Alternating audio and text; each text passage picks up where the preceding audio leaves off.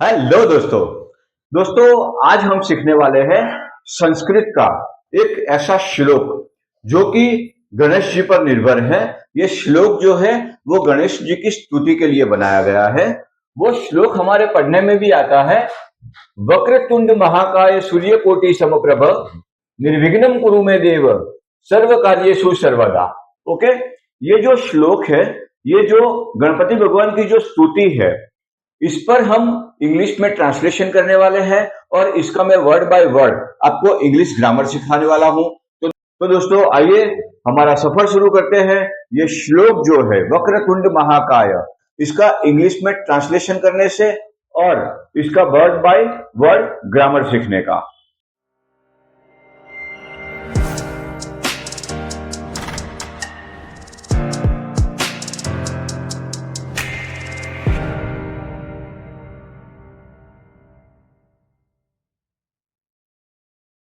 तो दोस्तों, हमें जब भी कोई हिंदी सेंटेंस का इंग्लिश में ट्रांसलेशन करना होता है तो सबसे पहले हमें उसका सरल हिंदी जानना बहुत जरूरी होता है। तो यहाँ पे हम वही करने वाले हैं कि इसका सरल हिंदी जानने वाले हैं। देखो, ये वक्र जो है मतलब कि मुड़ा हुआ। ओके, वक्र यानी मुड़ा हुआ, तुंड यानी कि सूंड। ओके, गणपति भगवान जो है उनकी सूंड होती है, तो वो सूंड जो है वो मुड़ी हुई होती है। तो वक्र तुंड यानी कि मुड़ी हुई सूंड वाले महाकाय, महा यानी बहुत बड़ा और काय यानी कि शरीर। ओके, मतलब कि जो विशाल शरीर वाले हैं। ओके, जिनकी बॉडी बहुत बड़ी है या तो विशाल है। ओके, सूर्य कोटि, सूर्य यानी कि सन। ओके, और कोटि यानी करोड़ों, तो करोड़ों सूर्य समप्रभ, करोड़ों सूर्यों के जैसा जिनका तेज है, जो प्रभा है वो तेज है। ओके, सम मतलब कि समान और प्रभा मतलब कि तेज। तो जो मुड़ी हुई सूंड वाले हैं, महाकाय है मतलब कि विशाल शरीर वाले हैं, और करोड़ों सूर्य के समान जो तेज वाले हैं, जो कि आप यहाँ पे देख सकते हैं कि हे वक्रतुंड यानी कि टेढ़ी सूंड वाले, मुड़ी हुई सूंड वाले, हे महाकाय यानी कि विशाल शरीर वाले, जिनकी प्रभा करोड़ों सूर्यों के समान है, हे देव आप मेरे सभी कार्यों में सदा विघ्नों को दूर करें। ओके, ऐसा इसका हिंदी में अनुवाद होता है। ओके, जो हिंदी में अनुवाद है वो मैंने आपको समझाया कि क्या होता है। अब यही सेंटेंस का, यही वर्ड्स का जो मैं आपको वर्ड बाय वर्ड ग्रामर सिखाने वाला हूं, तो वो हम शुरू करेंगे कि वर्ड्स। ओके, इसके एक एक वर्ड्स को पकड़कर हम इसको इंग्लिश में ट्रांसलेशन करेंगे। तो वो कैसे करते हैं वो देखते हैं दोस्तों। सबसे पहले मैंने यहाँ पे लिया है वक्रतुंड। ओके, उसके बाद में महाकाय। ओके, तो ये दो शब्दों को हम समझते हैं पहले कि वक्रतुंड क्या होता है, महाकाय क्या होता है।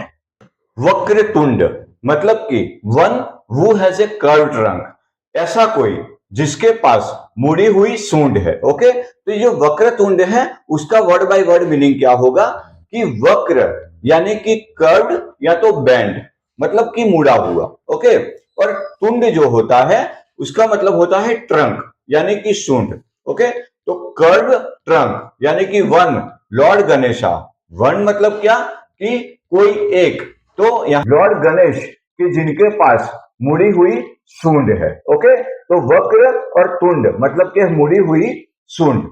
नेक्स्ट हम लेंगे महाकाय, तो ऐसा कोई जिसके पास ह्यूज बॉडी है। ओके, मतलब कि विशाल काय शरीर है। ओके, तो ये जो महा है उसको मैंने यहाँ पे ग्रेट लिखा है, मतलब कि ह्यूज। ओके, महा का एक अर्थ महान भी होता है और ह्यूज यानी कि विशाल भी होता है। तो हम यहाँ पे ह्यूज के तौर पे लेंगे कि विशाल काय बॉडी। ओके, विशाल बॉडी, जिसके पास बड़ी सी यानी कि विशाल बॉडी है, ऐसे देव यानी कि गणेशा।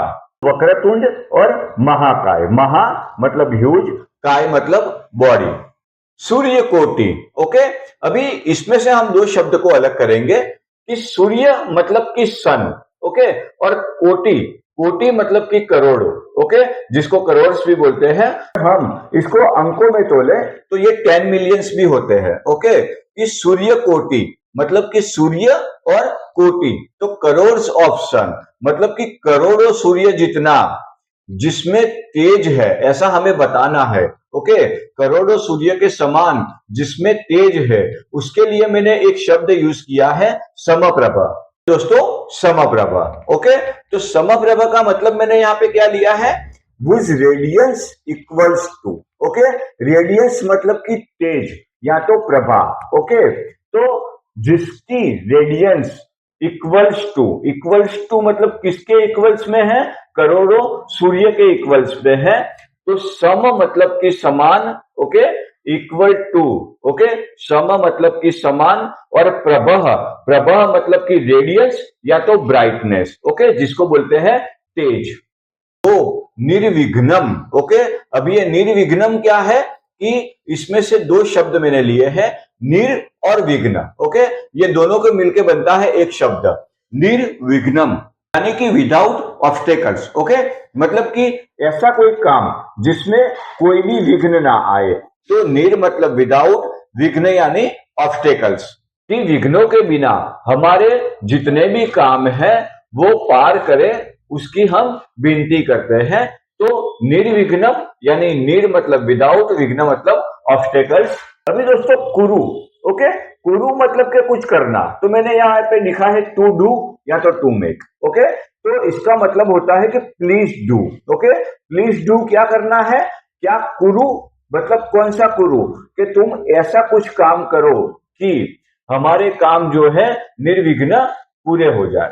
मैं कुरु में देव, ओके, मैं मतलब कि मेरे लिए, और देव मतलब कि हे भगवान, ओके, आप मेरे लिए इतना काम करो हे भगवान, सर्व कार्येषु, ओके, मतलब कि सभी कामों में, सर्व मतलब कि ऑल, और कार्येषु तो कार्य, और एषु इसको मैंने अलग कर दिया है कि सर्व मतलब ऑल, कार्य मतलब वर्क या तो एक्शन, और एषु मतलब इन मतलब कि सभी कार्यों में, ओके, सभी कामों में, सर्व कार्येषु, सर्वदा का मतलब होता है हमेशा, ओके, मतलब कि ऑलवेज।